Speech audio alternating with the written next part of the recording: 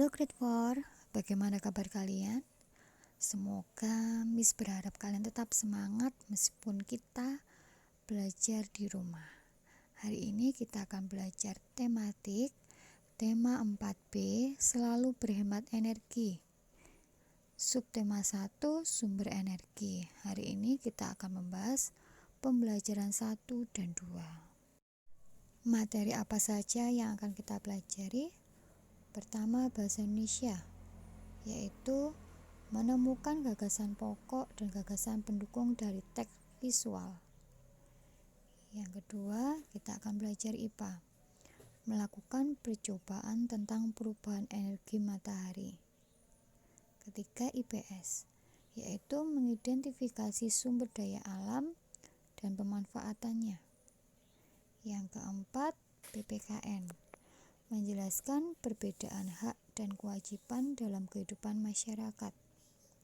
Dan yang kelima, kita akan belajar SBDP, yaitu menyanyikan lagu dengan memperhatikan tinggi rendah nada. Oke, yang pertama kita akan membahas bahasa Indonesia, menemukan gagasan pokok dan gagasan pendukung dari teks visual. Apa itu teks visual? Teks visual adalah teks yang cara penyampaian informasi kepada orang lain menggunakan media yang dapat dilihat oleh indera penglihatan, misalnya gambar. Nah, sekarang coba kalian buka buku tema kalian, tema 4B halaman 3. Di situ ada teks bacaan tentang matahari sebagai sumber energi terbesar di bumi. Coba sekarang kalian baca terlebih dahulu. Bacaan teks tersebut terdiri dari 2 paragraf. Kita akan mengidentifikasi mana yang termasuk gagasan pokok dan gagasan pendukungnya.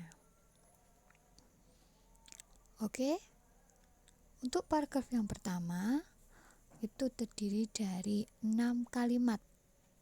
Kalimat yang pertama yaitu matahari sangat berperan penting dalam kehidupan makhluk hidup. Kalimat 2, panas matahari mempengaruhi aktivitas manusia dan makhluk hidup lain di bumi.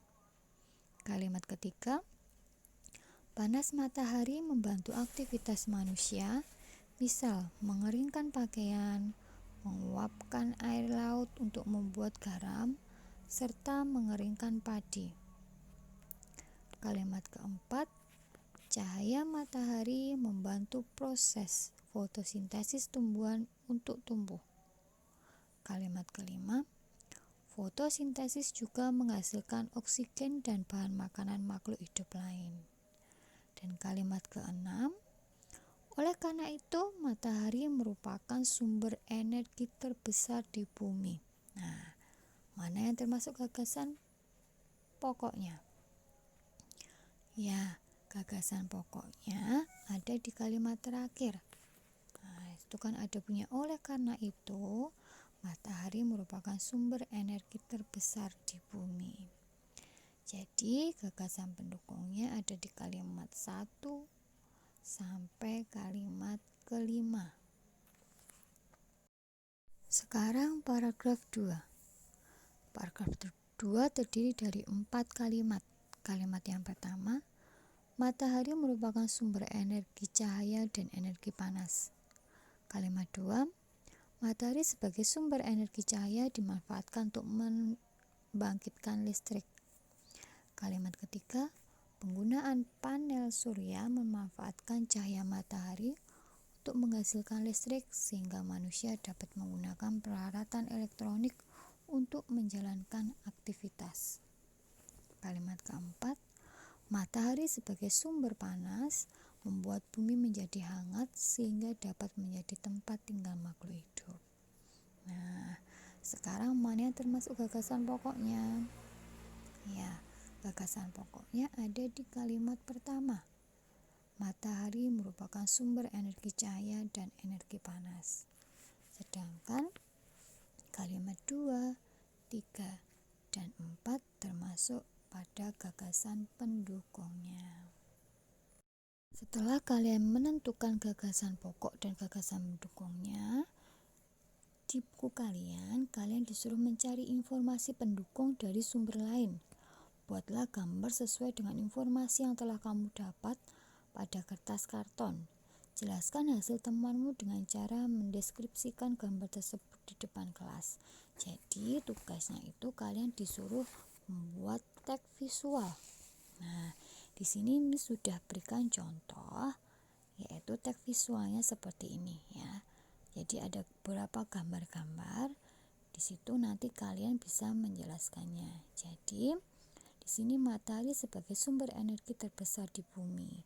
Matahari ini memiliki beberapa manfaat untuk manusia, yaitu membuat garam, mengeringkan pakaian, mengeringkan padi, membangkit listrik, menyinari bumi. Selain itu, matahari juga bermanfaat bagi tumbuhan saat fotosintesis. Nah, itu contoh sederhana yang Miss Devi bikin.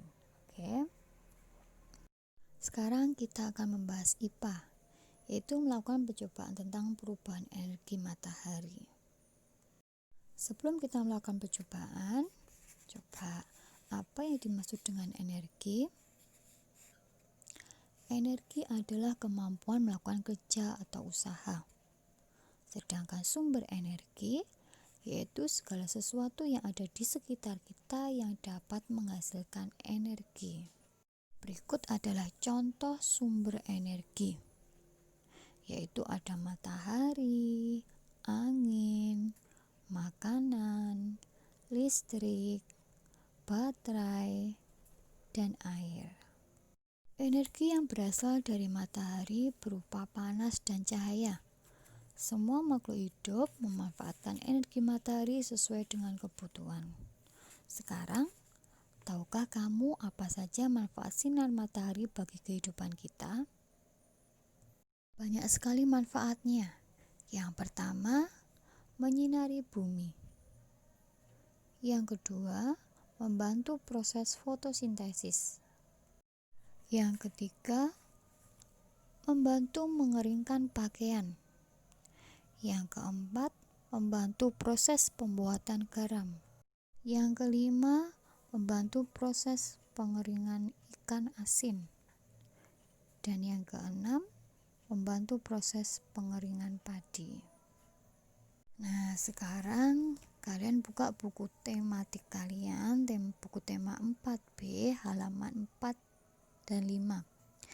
Di situ kita disuruh melakukan percobaan tentang perubahan energi matahari. Yang pertama, siapkan 2 buah sapu tangan. Selanjutnya, celupkan kedua sapu tangan ke dalam air hingga basah. Yang kedua, peraslah sapu tangan terlebih dahulu. Setelah itu, jemurlah sapu tangan dengan cara membentangkannya. Yang ketiga, jemurlah 1 sapu tangan di bawah terik matahari. Jemurlah 1 sapu tangan lagi di dalam ruangan. Yang keempat, tunggulah selama 1 jam. Lalu angkat kembali kedua sapu tangan tersebut dari tempat masing-masing. Usahakan agar kedua sapu tangan tidak dijadikan satu. Yang kelima, catatlah perubahan yang terjadi pada kedua sapu tangan, mulai saat pertama dijemur hingga sebelum diangkat kembali. Nah, kalian praktekkan coba ya. Setelah kalian praktekkan, di halaman 4 ada tabel pengamatan. Kalian bisa isi. Jadi sapu tangan 1 saat 15 menit bagaimana? Masih basah atau sudah kering? Sapu tangan 2 bagaimana? Apa juga sudah kering? Di dalam ruangan? Ya. Kalian isi. Setelah itu di halaman 5, di situ kalian disuruh mengisi. Nah, anggota kelompok, karena kita tidak berkelompok, ditulis saja nama kalian, ya. Kemudian nama percobaannya, tujuan percobaannya, alat dan bahan yang digunakan, apa alatnya? Sapu tangan dan misalnya ember yang berisi air. Kemudian langkah-langkah kerjanya bagaimana? Dan yang terakhir, kesimpulannya. Setelah kalian mempraktekkan percobaan tersebut, maka kesimpulannya yang kita bisa peroleh yaitu yang pertama, panas matahari terbukti bermanfaat untuk mengeringkan sapu tangan. Dan yang kedua, sapu tangan yang dijemur di tempat panas lebih cepat kering daripada di dalam ruangan. Sekarang kita akan membahas IPS, mengidentifikasi sumber daya alam dan pemanfaatannya. Energi yang digunakan oleh makhluk hidup berasal dari alam. Nah, apa itu sumber daya alam? Sumber daya alam yaitu segala sesuatu yang berasal dari alam dan dimanfaatkan oleh manusia untuk kelangsungan hidup. Sumber daya alam ini dibedakan menjadi dua, sumber daya alam yang dapat diperbarui dan sumber daya alam yang tidak dapat diperbarui. Sumber daya alam yang dapat diperbarui yaitu sumber daya alam yang tidak akan habis karena dapat diproduksi kembali. Contohnya apa saja? Coba kalian perhatikan gambar tersebut. Ada pohon, hewan, air, sinar matahari, dan udara. Sedangkan sumber daya alam yang tidak dapat diperbarui yaitu sumber daya alam yang akan habis karena tidak dapat diproduksi kembali. Artinya jumlahnya ini sangat terbatas. Apa saja contohnya? Kalian perhatikan gambarnya ya. Ada batu bara, minyak bumi, gas alam, emas, besi, pokok yang termasuk dengan barang tambang. Barang tambang itu termasuk sumber daya alam yang tidak dapat diperbarui. Kegiatan ekonomi yang memanfaatkan sumber daya alam. Ada beberapa ya. Yang pertama, pertanian. Pertanian merupakan usaha bercocok tanam pada lahan yang sempit dan mengusahakan tanaman pangan. Jadi biasa yang ditanam itu tanaman pangan. Kegiatan ekonomi ini dilakukan oleh masyarakat dengan memanfaatkan sumber daya tanah dan tumbuhan. Hasil pertanian dimanfaatkan sebagai bahan pangan dan sumber energi. Yang kedua, perkebunan. Perkebunan merupakan usaha bercocok tanam pada lahan yang luas dan mengusahakan tanaman bernilai ekonomi tinggi. Kegiatan ekonomi ini dilakukan oleh masyarakat dengan memanfaatkan sumber daya tanah dan tumbuhan. Hasil perkebunan dimanfaatkan sebagai bahan baku makanan, minuman, serta bahan baku kegiatan industri. Yang ketiga, perhutanan. Perhutanan adalah kegiatan pengelolaan hutan untuk menghasilkan manfaat bagi manusia. Kegiatan ekonomi ini dilakukan oleh masyarakat dengan memanfaatkan sumber daya tumbuhan. Hasil hutan dimanfaatkan untuk bahan bangunan, perabot rumah tangga, dan bahan baku industri. Yang keempat, pertambangan. Pertambangan merupakan kegiatan mengambil kandungan mineral yang berguna bagi kesejahteraan manusia. Kegiatan ekonomi ini dilakukan oleh masyarakat dengan memanfaatkan sumber daya mineral yang ada di laut maupun di darat. Hasil pertambangan dimanfaatkan untuk bahan bangunan, perabot rumah tangga, dan bahan baku industri. Yang kelima, peternakan. Peternakan adalah pemeliharaan dan pengembangbiakan hewan ternak untuk diambil manfaatnya. Kegiatan ekonomi ini dilakukan oleh masyarakat dengan memanfaatkan sumber daya hewan yang hidup di darat. Dan yang keenam, perindustrian. Perindustrian merupakan kegiatan mengolah bahan mentah menjadi barang setengah jadi atau barang jadi. Kegiatan ekonomi memanfaatkan sumber daya tumbuhan, hewan, dan mineral. Hasil industri dimanfaatkan untuk bahan mebel, olahan makanan, dan kosmetik. PPKN menjelaskan perbedaan hak dan kewajiban dalam kehidupan masyarakat, mendiskusikan hak dan kewajiban penggunaan air bersih. Sekarang kalian perhatikan gambar berikut. Banyak sekali kegiatan yang dilakukan manusia dengan menggunakan air. Misalnya mencuci pakaian, masak, menyiram tanaman, mandi, mencuci tangan. Di hotel-hotel juga butuh air ya. Kemudian hewan juga butuh air, mereka membutuhkan air untuk minum. Pak Tani juga butuh air untuk apa? Untuk irigasi. Jadi air itu sangat penting bagi kehidupan. Berbagai kegiatan manusia memerlukan air. Setiap warga negara memiliki hak untuk mendapatkan air yang bersih. Sekarang kita akan belajar tentang hak dan kewajiban. Yang pertama, hak itu apa?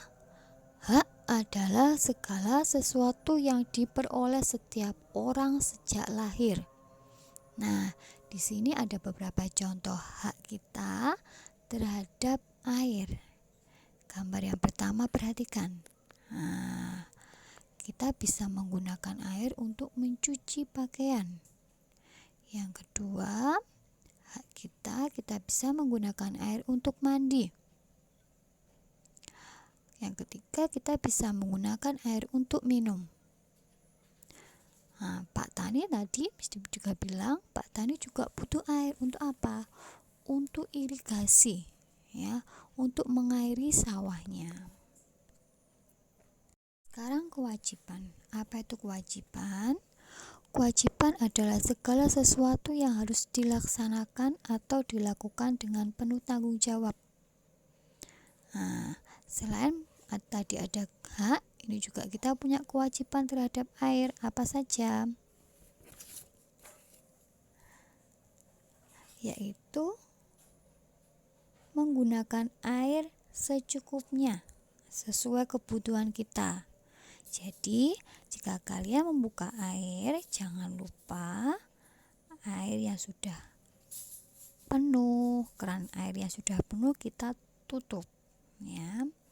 Selain itu kita tidak boleh mencemari air. Kita harus membersihkan air dari sampah-sampah. Selain itu kita juga bisa melakukan penghijauan ya, atau yang disebut reboisasi. Kenapa? Karena dengan adanya tumbuhan, maka persediaan air di dalam tanah akan tersedia dengan baik. Sekarang kalian perhatikan gambar ini. Mulailah menghemat air dengan cara mudah. Bagaimana caranya?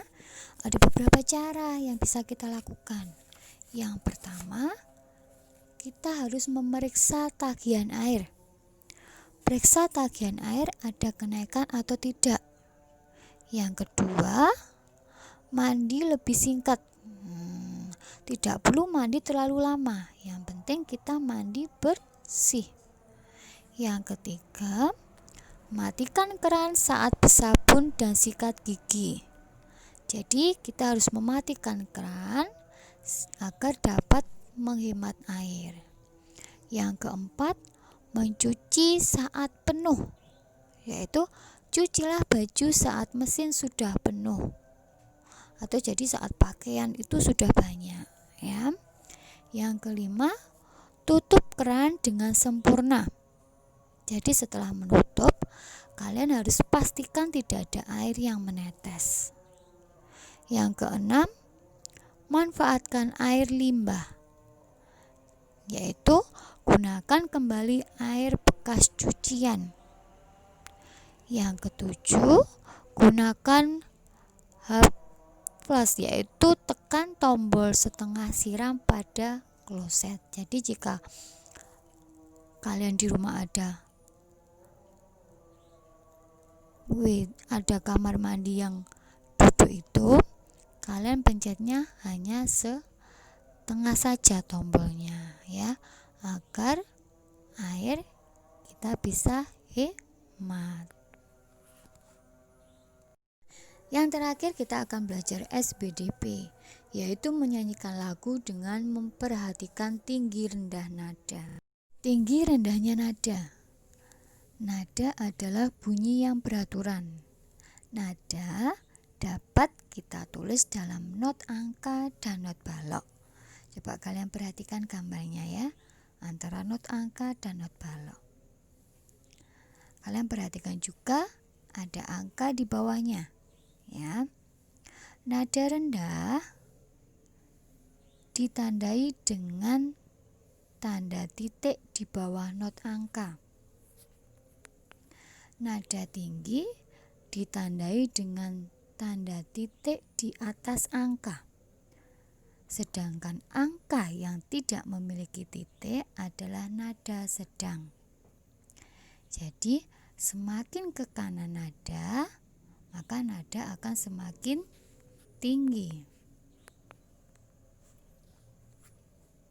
Sekarang kalian buka buku tema 4B halaman 12. Di buku kalian ada sebuah syair lagu yang berjudul Nyiur Hijau. Yuk, sekarang kita akan menganalisis lagu Nyiur Hijau. Nah, perhatikan. Lagu Nyiur Hijau ini diciptakan oleh Maladi. Lagu ini berirama 4/4. Birama itu apa? Birama adalah bagian dari suatu baris melodi yang menunjukkan berapa ketukan dalam bagian tersebut. Ya, jadi pada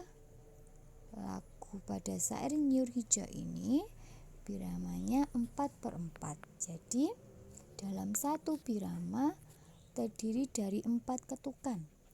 Setiap ketukan ini bernilai 1/4. Nah, coba sekarang kalian perhatikan ada garis lurus itu.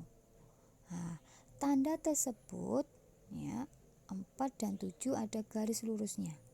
Nah, tanda tersebut menunjukkan bahwa kedua nada dalam satu ketukan, masing-masing 1/8 ketukan.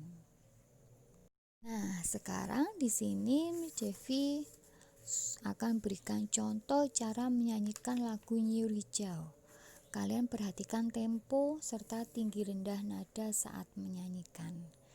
Oke, jika sudah bisa, kalian bisa menyanyikan lagu tersebut dengan penuh penghayatan dan artikulasi yang jelas.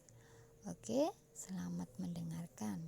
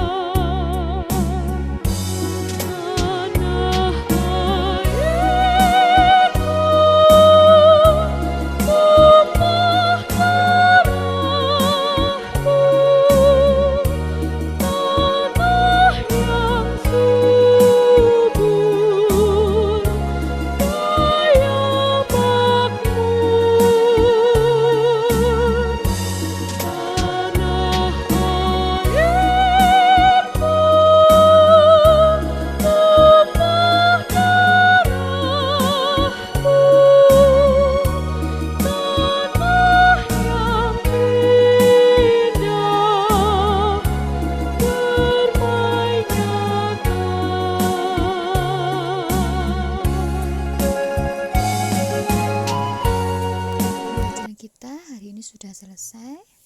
Tugas kalian yaitu mengerjakan soal Ayo Berlatih di halaman 8 dan 14. Kalian kerjakan sebisanya, kita akan bahas bersama-sama. Oke, terima kasih buat perhatian pada hari ini. God bless you.